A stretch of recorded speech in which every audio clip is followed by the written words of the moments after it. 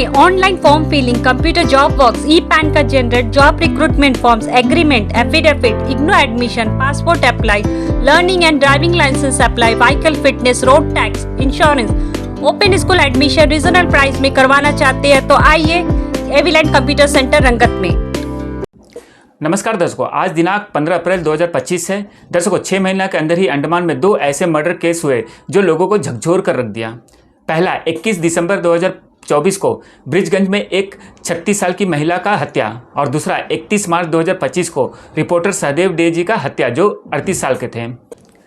दर्शकों, दोनों murder case में एक कॉमन बात यह था कि दोनों मर्डर बाहर से हायर किए हुए किलर के जरिए करवाया गया था।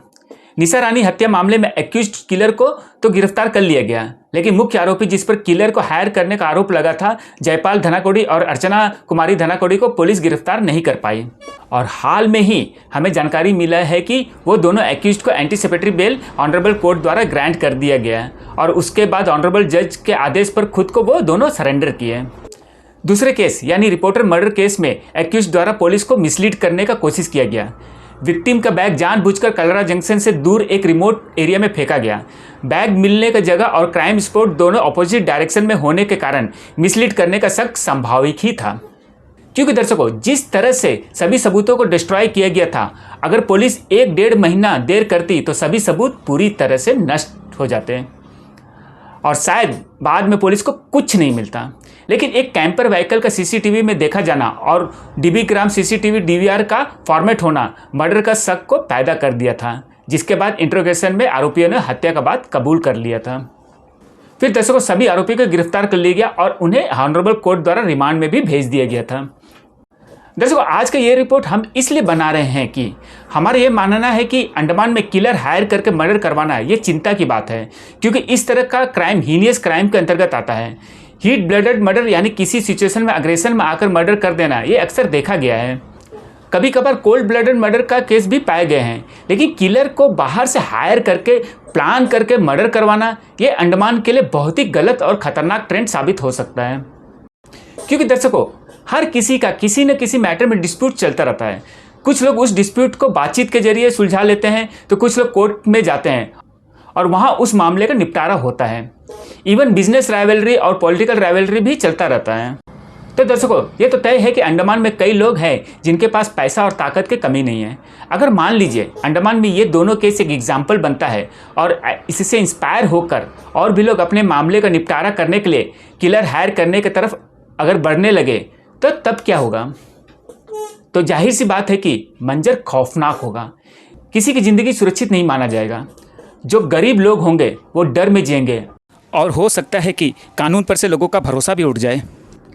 लेकिन दर्शकों, जहां निशा रानी मर्डर केस में पुलिस उन 2 मेन एक्यूज्ड को पकड़ नहीं पाया और जैसे ही एंटीसिपेटरी बेल ग्रांट हुआ और वो आकर खुद को सरेंडर कर दिए, ये ठीक नहीं था, क्योंकि पुलिस को पहले उन्हें गिरफ्तार कर लेना चाहिए था। अगर ऐसा होता तो शायद केस और भी मजबूत स्थिति में होता और न्याय प्रक्रिया और भी बेहतर तरीके से चलता।